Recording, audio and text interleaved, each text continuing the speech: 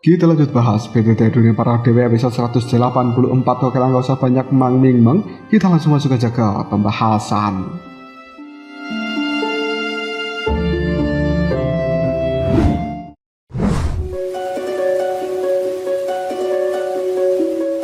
Jing Wuchen telah melihat wajah pada Xiaoyan dengan tatapan mata tak percaya, seolah-olah melihat orang asing atau mungkin seorang idiot yang tidak tahu apa-apa tentang luasnya langit dan bumi. Membuat Xiaoyan merasa tidak nyaman dalam pandangan mata Jing Wuchen ini. Tepat ketika Xiaoyan hendak berbalik dan pergi, Jing Wuchen menggelengkan kepalanya, menghela napas panjang lalu berkata, "Bagaimana mungkin aku begitu sial?" Xiaoyan bingung dan berkata dengan kesal, "Ada apa denganmu? Aku hanya bertanya tentang situasi di dalam alam ilusi. Ini bukan masalah yang besar kan? Jika kau tak ingin mengatakannya ya sudah. Tapi apakah perlu menghela napas dan mengeluh seperti itu tentang kesialan seperti ini?" Jing Wuchen segera menimpali, "Sayangnya bukan aku tidak mau berbicara. Aku hanya merasa kau benar-benar tidak bisa dipahami. Asal kau tahu ya, alam ilusi ini yang merupakan gua darah pembantaian, tempat di mana 9 dari 10 orang akan mati, dan kau berani datang hanya berdua tanpa repot-repot menanyakan situasi yang ada di dalam tempat ini?" Xiaoyan tertawa, "Aku berdua tapi kau datang sendirian kan?"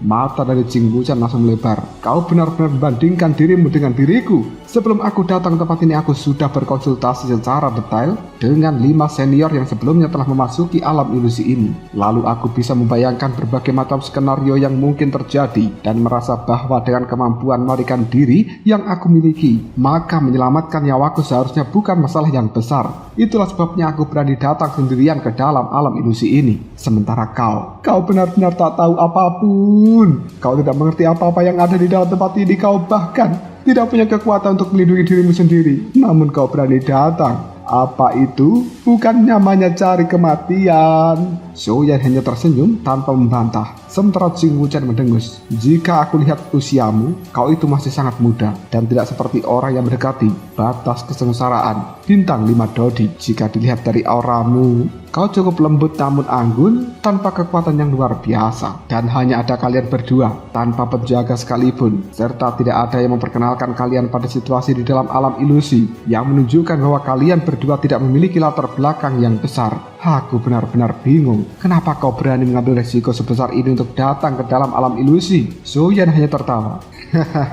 "Yang aku tahu hanyalah tempat ini penuh dengan pertarungan dan merupakan tempat yang bagus untuk menempa kemampuan, jadi aku ingin datang untuk mengasah diriku sendiri." Jing Wuchen berkata, "Apa? Mengasah diri sendiri? Kau sedang mempertaruhkan hidupmu tahu?" Xiaoyan sambil tersenyum, "Aku tahu proses penempaan diri itu selalu mengandung bahaya yang besar. Untuk sampai ke titik ini, siapa di antara kita yang tidak mengasah diri dengan sebuah pengalaman hidup?" Jing Wuchen menggelengkan kepalanya. "Aku setuju dengan kata-katamu yang ini, tapi kau juga perlu mengklarifikasi situasi di dalamnya terlebih dahulu." Xiaoyan tersenyum, "Aku kan sudah dapat klarifikasi dari dirimu, dan sekarang kita berdua adalah teman di tempat ini." Jing Wuchen mendengus, "Itulah kenapa aku tadi bilang bahwa aku sedang sial. Kalian berdua merupakan orang yang sangat gegabah. Peluang diriku untuk menyelamatkan diri setidaknya berkurang setengah. Paham?" Xiaoyan bercanda, "Jika begitu cepatlah ceritakan detail tentang alam ilusi ini. Lalu kita mungkin akan bisa berpisah sampai di sini saja." Jing Wuchen menyipitkan matanya ke arah Xiaoyan. "Apakah aku benar-benar orang tidak bermoral yang akan meninggalkan kalian berdua? Lupakan saja. Karena kita sudah terjebak di dalam tempat ini, aku akan memberitahumu apa yang aku ketahui, tapi aku juga harus jujur. Ketika benar-benar tidak ada jalan lain, dan ketika dihadapkan pada sebuah kematian, aku mungkin akan menyelamatkan diriku sendiri. Nanti jangan salahkan aku, dan jangan bilang aku tidak setia ketika aku kabur." Xiaoyan segera tertawa. "Tidak masalah, tenang saja tentang hal itu." Selanjutnya Jing Wuchen dengan cermat menjelaskan situasi tentang gua darah pembantaian kepada Xiaoyan dan juga Long Yi. Gua darah pembantaian sendiri terbagi menjadi 3 area. Yang pertama adalah perimeter luar, perimeter dalam, dan juga perimeter inti. Perimeter luar atau area luar hampir tidak memiliki binatang iblis atau bahkan ramuan obat. Hanya ada jalur yang mengarah menuju area dalam. Mereka yang memasuki alam ilusi harus melewati jalur-jalur ini. Jika tidak, ketika alam ilusi tertutup dan kau masih berada di area terluar, maka kau akan langsung dimusnahkan oleh alam ilusi. Terlebih lagi tujuan datang ke alam ilusi ini tidak lain adalah untuk berburu binatang iblis, mengumpulkan bahan obat-obatan yang langka, mencari peluang yang tidak terduga, atau mengasah diri melalui sebuah pertarungan tanpa henti. Tinggal di area terluar tidak ada artinya, lebih baik tidak datang. Secara logika, seharusnya tidak banyak pembantaian atau pertarungan di area luar ini, tapi justru sebaliknya. Karena pengaruh dari bulan merah, maka pertarungan hampir terjadi di mana-mana pada area terluar. Dengan kata lain, area terluar merupakan kuburan bagi mereka yang memiliki kekuatan lebih lemah. Kurang dari setengahnya bisa melewati area terluar untuk mencapai area dalam. Kau lihat di depan sana, di seberang gurun pasir ini ada tempat yang terlihat berwarna hijau. Itu adalah area dalam, dan area dalam ini sangat luas. Hampir seluas provinsi Kaisar, binatang iblis berkeliaran, berkelompok di dalam sana. Yang terendah dari para binatang iblis ini mungkin berada di bintang 5 Dodi. Tanaman obat yang ada di mana-mana, yang kualitasnya paling buruk akan dianggap langka,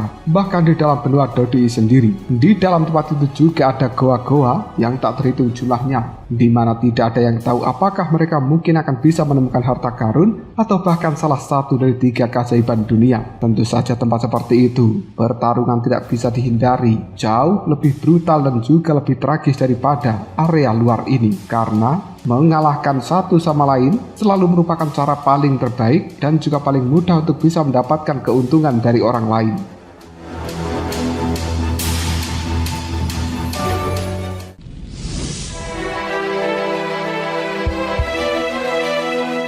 Sekarang kau lihat bagian paling depan yang terlihat gelap. Itu adalah area inti dengan medan bertingkat yang jauh lebih rendah daripada perimeter atau area bagian dalam. Binatang iblis yang ada di bagian area inti itu semuanya adalah binatang iblis yang lebih maju. Ramuan obatnya juga lebih langka dan peluang juga lebih melimpah. Tentu saja pertarungan juga lebih brutal. Bisa dikatakan bahwa itu merupakan tempat pelatihan sejati di dalam alam ilusi ini. Di tengah tingkat terendah inti terdapat sebuah panggung kecil yang telah ditutupi oleh penghalang energi transparan yang merupakan tempat untuk menerima hadiah dari binatang penjaga alam ilusi. Ketika alam ilusi nanti akan ditutup, kecuali 10 individu paling luar biasa di tingkat terendah inti, semua orang yang hidup akan langsung diteleportasi pada alun-alun yang berada di luar pintu masuk alam ilusi. Hanya 10 orang yang akan diteleportasi oleh binatang penjaga alam ilusi ini menuju panggung kecil itu untuk menerima hadiah yang melimpah. Soyan tersenyum. Alam ilusi cukup menarik.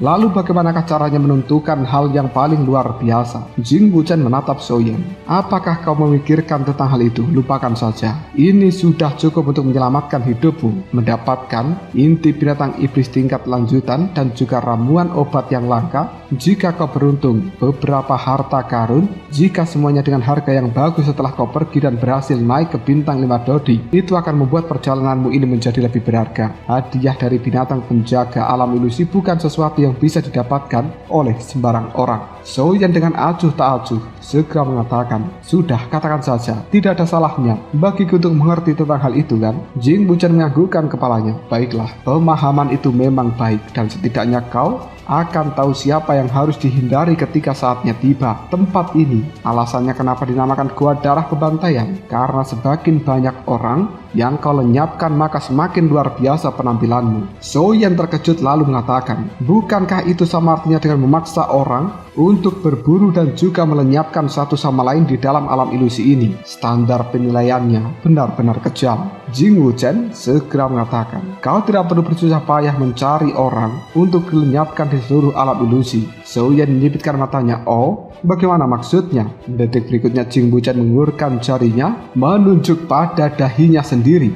lalu menunjuk pada dahi Long Yi sambil berkata, apakah kau melihat tanda bulan sabit di dahi kita ini? Soyan kemudian mulai memperhatikan bahwa Jing Wuchen dan juga Long Yi sama-sama memiliki tanda bulan sabit yang cukup identik di dahinya. Jing Wuchen kemudian berkata kembali, sebenarnya kau juga memiliki tanda ini di dahimu, dan setiap orang yang memasuki alam ilusi akan memiliki tanda bulan sabit. Soyan bertanya dengan bingung, lalu apa tujuan dari tanda ini? Apakah untuk merasakan atau untuk menerima pengaruh dari bulan merah pada hati seseorang? Jing Wuchen memuji, cerdas, tapi kau hanya mampu menebak 1 poin saja. Tanda bulan sabit memiliki fungsi lain yang jauh lebih penting, yaitu untuk menghitung korban yang telah kau kalahkan. Dan setiap orang yang telah kau lenyapkan akan membuat warna dari tanda bulan sabitmu berubah menjadi lebih merah. Dari yang tadinya merah muda akan menjadi merah tua, lalu merah tua menjadi pekat. Konon, tanda pada beberapa orang bahkan berubah menjadi hitam. Soyen menimpali, hitam? Bukankah jika mencapai warna hitam itu artinya adalah mereka telah melenyapkan banyak orang? Memikirkan tentang hal ini saja membuat Soyen berpikir dua kali apakah dia perlu mendapatkan hadiah besar dari binatang penjaga alam ilusi, karena syaratnya memang harus melenyapkan banyak orang. Melihat keengganan dari ekspresi wajah Soyen, mata Jing Wuchen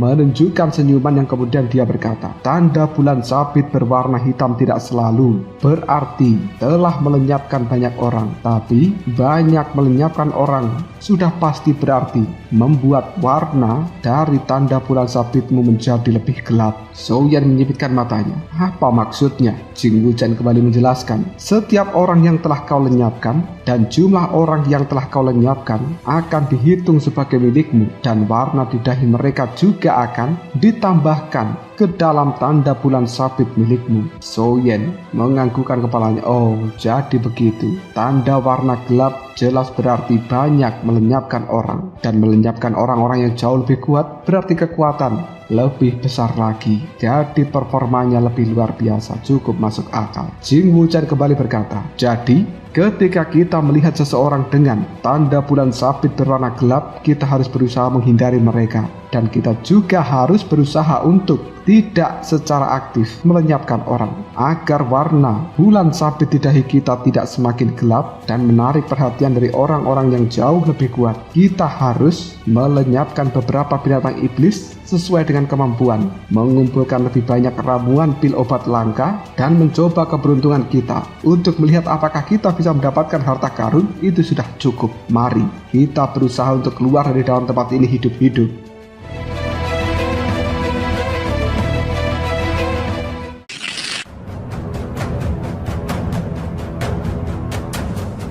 Soyen berkata, baiklah, jika begitu mari kita pergi, dan mari kita lihat seberapa mengerikannya goa darah pembantaian ini. Setelah berbicara itu, Soyen menarik tangan dari Long Yi dan kemudian dipimpin oleh Jing Wuchen. Mereka dengan penuh semangat mulai melakukan perjalanan panjang di area luar dari alam ilusi ini untuk menuju area dalam. Karena pengaruh dari bulan merah yang ada di langit, tanda bulan sabit yang ada di dahi dari banyak orang kini telah membuat mereka tidak mampu mengendalikan emosi, sehingga pertarungan pun telah dimulai. Mereka melepaskan teknik do masing-masing, bertarung dengan cara yang cukup sengit, sehingga membuat perjalanan menjadi jauh lebih lambat. Dan mereka yang berjalan lebih cepat ketika melewati orang-orang yang sedang bertarung ini, mereka pasti akan langsung terseret ke dalamnya. Di tengah pertarungan yang cukup sengit tersebut, sekarang orang-orang telah bergeletakan. Di mana-mana cairan merah telah mengalir seperti sungai,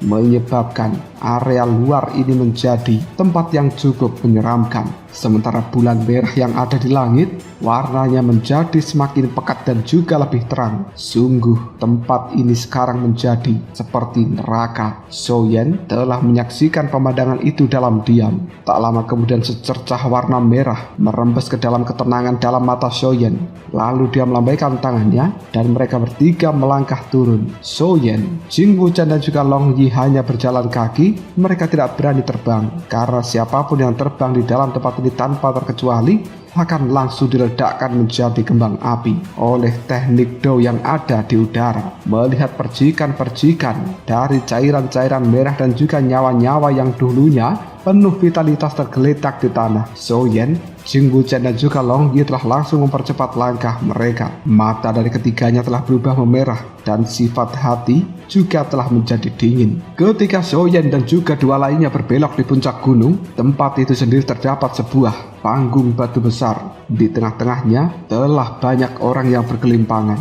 Lalu berdiri tiga sosok yang memegang pedang. Ketiga sosok itu merupakan orang yang berasal dari klan Iblis Biru. Ketika mereka bertiga baru saja melesaikan pertempuran di panggung batu ini, tiba-tiba saja Soyen dan juga dua lainnya datang. Tanpa ragu, tiga orang dari klan Iblis Biru itu langsung menyerbu ke arah Soyen dan mengayunkan pedang mereka untuk kembali memulai pertarungan. Melihat ketiga anggota dari klan Iblis Biru yang menyerang, Soyen menghela nafas dalam-dalam. Tangan kanannya perlahan mengepal dan Soyen sudah bersiap untuk memberikan serangan pada orang yang telah menyerbu ke arahnya ini. Namun tiba-tiba saja salah seorang telah menerjang maju menggunakan serangan telapak tangan untuk langsung mengalahkan orang yang menerjang ke arah Soyen itu. Dan orang ini tidak lain merupakan Jing Wuchen. Seperti apa yang dikatakan Jing Wuchen sebelumnya, kecepatan pergerakan dari seorang Jing Wuchen ini memang sangatlah luar biasa dan bahkan serangannya juga tidak lambat. Tangan dari Jing Wuchen pada saat ini telah langsung mencengkram leher dari salah seorang anggota klan Iblis Biru. Dan anggota dari klan Iblis Biru ini jelas tidak menyangka kecepatan dari seorang Jing Wuchen begitu luar biasa. Dia tidak melakukan gerakan menghindar meskipun lehernya telah dicekik. Lengannya dengan cepat jatuh tak berdaya dan dia pun kini telah tewas. Setelah berhasil menyerang, Jing Wuchen tidak berbalik untuk bertahan melawan kilatan cahaya pedang yang ganas dari belakang. Sebaliknya dia menghentakkan kakinya dengan keras di tanah dan segera menimbulkan kepulan debu. Jing Wuchen kembali melakukan gerakan menghilang seperti hantu. Dia tiba-tiba berada di belakang dua anggota dari klan Iblis Biru lainnya. Tangan dari seorang Jing Wuchen melesat dengan cepat yang kemudian seras menyerang leher dari keduanya. Anggota klan Iblis Biru itu seketika langsung tumbang, dan pada saat menghadapi kematian, kesadaran mereka pun terbebas dari erosi bulan merah. Tatapan mata mereka berdua tampak penyesalan, namun semuanya sudah terlambat. Setelah mengumpulkan ketiga cincin penyimpanan dari ketiga orang dari klan Iblis Biru itu, Jing Wuchen menendang ketiganya, lalu berbalik dan berteriak marah pada Soyen bersama dengan Long Yi. Bagaimana kalian berdua hanya bisa berdiri dan tidak melakukan apapun seperti itu? Soyen menatap tanda bulan sabit di dahi dari Jing Wuchen, yang kali ini cahayanya memiliki warna merah samar. Soyen mengatakan, kami bahkan tidak punya waktu untuk bertindak karena kau sudah menyelesaikan sendiri. Kau benar-benar ganas. Apakah butuh bantuan dari kita berdua untuk melakukan tindakan? Jing Wuchen terdiam seolah-olah telah mengalami sebuah kerugian besar. Dia menggerutu, sialan. Aku tadi berdiri di barisan paling depan dan aku tidak punya pilihan. Soyen dan juga Long Yi merasa jengkel dengan ucapan Jing Wuchen. Mereka mengira bahwa Jing Wuchen telah dengan berani melangkah maju karena kesetiaan. Ternyata adalah karena tidak ada pilihan. Soyen tertawa. Kau membuatku merasa tersentuh tanpa alasan. Namun kau memang memiliki beberapa kemampuan yang luar biasa. Sebagai sesama orang yang berada di puncak bintang Padodi, kau berhasil melenyapkan 3 orang sekaligus sepertinya. Seorang yang dulunya bisa menjadi tuan muda dari Balai Bil memang bukan orang yang sederhana. Jing Wuchen menatap Soyen dengan waspada dan mengatakan, apakah kau sebenarnya mencoba menyelidiki identitas dari diriku secara diam-diam meskipun kau menangkis pukulan untukku ketika di alun-alun itu? Aku juga bertindak hal yang sama untukmu barusan. Jadi kita impas ya? Soyen menggoda Jing Wuchen. Sepertinya kita tidak meminta bantuanmu. Jing Wuchen juga membalasnya. Dan pada saat berada di alun-alun itu, aku juga tidak meminta bantuanmu. Soyen menimpali, sudahlah, jangan terlalu gugup. Aku hanya penasaran dan tidak punya maksud yang lainnya. Namun di dalam hati Soyen, dia benar-benar penasaran dengan identitas asli dari Jing Wuchen ini. Sebenarnya Jing Wuchen adalah pria yang cukup tampan, namun penampilannya sangat aneh, terlihat sangat berantakan, dan dia juga menyimpan dendam terhadap Danding, tuan muda kedua dari Balai Bil, karena seorang wanita yang merupakan pacar Jing Wuchen direbut oleh Danding ini. Orang seperti apa Jing Wuchen ini sebenarnya? Dia pasti punya banyak cerita di belakangnya.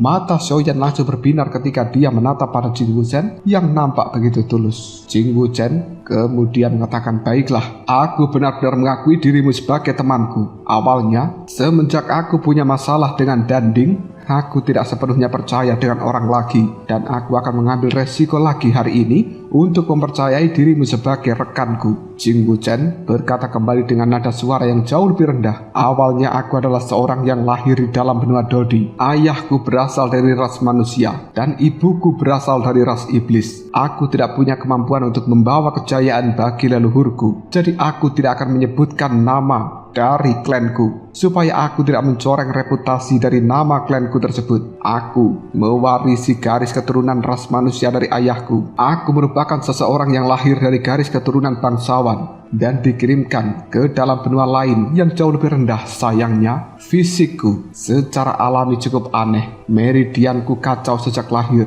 dan aku bertahan hidup saja sudah merupakan sebuah keajaiban. Apalagi menguasai teknik kultivasi apapun, tentu saja aku adalah anak yang tidak berharga bagi keluargaku. Namun, karena suatu hal lain aku bisa berkeliling di dalam benua itu. Secara kebetulan aku telah menemukan beberapa peluang yang secara bertahap menjelajahi jalur kultivasiku sendiri, sehingga aku lebih kuat daripada orang lain di level yang sama. Setelah mencapai terobosan ke level Dodi, pada akhirnya aku bisa kembali ke dalam benua Dodi ini. Tapi pada saat itu, kedua orang tuaku telah meninggal dunia. Mungkin karena aku terbiasa bepergian sendirian, aku tidak mau tinggal di dalam keluargaku, dan aku telah mengembara di seluruh benua ini sejak saat itu. Kemudian aku diperhatikan oleh kekuatan yang cukup besar. Dengan bakat yang aku miliki dianggap lumayan, aku mendapatkan apresiasi dari tetua dan terdaftar sebagai salah satu talenta kunci yang perlu diasuh. Dengan demikian, kata-kataku menjadi bobot tertentu, dan aku juga memiliki wanita yang aku sukai. Hidupku pada saat itu sangat bahagia. Namun semuanya berubah total di sebuah acara pesta ulang tahun dari Tuan Muda, karena aku bertemu Danding, si manusia kecil yang menjijikkan itu. Kalian mungkin bisa menebak apa yang telah terjadi selanjutnya, bukan? Xiaoyan bisa membayangkan betapa sakit hatinya Jing Wuchen pada saat itu, dan dia kemudian bertanya, "Kau bisa menahan dendam karena kekasihmu direbut oleh Danding?" Jing Wuchen menganggukkan kepalanya sambil menimpali. "Jika itu adalah perebutan paksa, tentu saja aku tidak akan sanggup. Bahkan jika aku tidak mampu melenyapkan Danding, aku mungkin akan mempertaruhkan nyawanya untuk meninggalkan beberapa bekas luka pada manusia kecil menjijikkan itu yang benar-benar tidak tahu malu. Tapi sayangnya, gadis yang aku sukai itu bukan istriku, dan bahkan kita berdua belum memiliki kesempatan untuk menjadi suami istri. Jadi, gadis tersebut lebih berhak untuk memilih bersama dengan siapa. Namun, apa yang sangat disayangkan adalah, baik dari segi kekayaan maupun latar belakang, aku tidak ada apa-apanya jika dibandingkan dengan Danding. Di bawah pengaruh dan juga rayuan-rayuan gombal Danding itu, dengan cepat kekasihku pada saat itu langsung memilih Danding. Dan karena perselisihanku dengan Danding tersebut, aku akhirnya disingkirkan oleh pasukan afiliasi. Setelah banyak pertimbangan, tidak ada pasukan yang bersedia menantang raksasa seperti Balai Bil, dan aku hanya bisa menerima hal itu karena sepenuhnya aku juga paham tentang ketakutan mereka. Barulah pada saat itu aku menyadari bahwa Danding, Tuan Muda kedua terhormat dari Balai Bil, hanya berteman dengan diriku karena dia menginginkan wanitaku. Sungguh menjengkelkan bahwa dulu aku mengira karena bakatku yang luar biasa inilah yang telah mendorong Danding untuk berteman dengan diriku dan juga menenangkan hatiku. Tapi nyatanya tidak. Xiaoyan menahan rasa amarahnya ketika dia mendengarkan cerita dari Jing Wuchen, lalu mengatakan, "Terus kau berencana untuk menanggungnya begitu saja?" Jing Wuchen tersenyum. "Sifat impulsif tentu aku memilikinya pada saat itu. Kalau tidak, itu bukan gaya dariku. Hanya saja, di hadapan raksasa seperti Balai Bil, kemarahanku tidak lebih dari sebutir telur yang pecah di atas batu. Bahkan mungkin bukan sebutir, paling banter itu adalah telur puyuh atau telur cicak yang sangat kecil." Mata dari Jing Wuchen dipenuhi ketidakberdayaan ketika mengatakan hal seperti ini. Jing Wuchen melihat ke arah langit, dan kemudian dia berkata kembali, "Danding." Demi menunjukkan sikapnya di depan mantan kekasihku itu, dia tidak melenyapkanku, dan mungkin dia memang tidak ingin melenyapkanku. Aku meninggalkan kota dengan hati yang penuh dengan luka dan juga kesedihan. Tapi meski bertahun-tahun telah berlalu, dan meskipun wanitaku itu sama sekali tidak lagi layak mendapatkan cintaku, serta Danding telah merebut wanita yang aku cintai pada saat itu, dia tetap harus membayar harga yang mahal.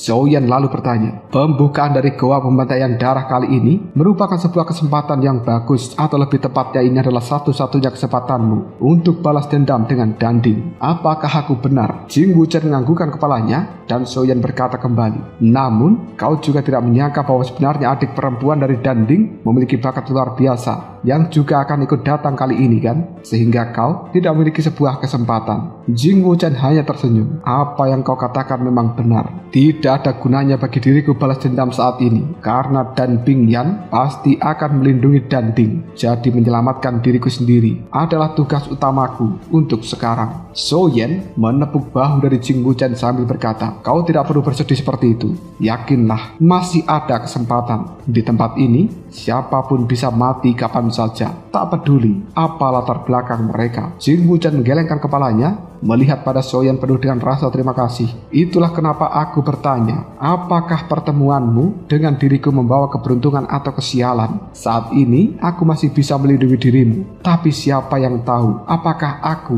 akan berubah menjadi anjing yang liar dalam sekejap mata, atau bahkan aku yang akan membawa bahaya maut bagi dirimu. Sejak awal, Jing Wuchen berpikir bahwa Xiaoyan dan juga Long Yi akan membutuhkan perhatiannya, dan alasannya sangat sederhana. Betapa terpuruknya dia pernah menjadi talenta paling luar biasa yang telah dibina oleh sebuah kekuatan besar, dan Xiaoyan serta Long Yi dari sudut pandang manapun tidak tampak seperti individu yang kuat. Jadi merasa bahwa dia harus melindungi Xiaoyan dan juga Long Yi ini. Xiaoyan ketika merasa diremehkan, dia sangat bersedih dan kemudian berkata, jangan bicarakan itu dulu. Saat ini kau bersama dengan pasukan atau sendirian? Jing Wuchen wajahnya tiba-tiba menjadi serius. Aku telah bergabung dengan sebuah organisasi misterius, organisasi yang sangat luas, tapi bagi orang luar sangat gelap dan juga bejat dipandang sebelah mata. Jadi aku tahu banyak tentang sisi gelap dari segala hal, dan aku cukup pandai menyelidiki hal-hal yang tidak bisa diungkapkan oleh banyak pihak. Hei, jangan harap kau merasa bahwa aku akan mengungkapkan informasi internal dari organisasi itu padamu kan? Aku tahu bahwa kau sangat penasaran. Pikiran dari Xiaoyan langsung terbaca oleh Jing Wuchen, dan dia langsung merasa cukup malu. Namun sebelum Xiaoyan merasa canggung, kekuatan jiwa yang terus-menerus dilepaskan tiba-tiba saja merasakan 5 aura dengan kecepatan penuh bergegas ke arah mereka. Aku rasa, entah aku penasaran atau tidak, saat ini kita perlu segera menyelesaikan suatu masalah.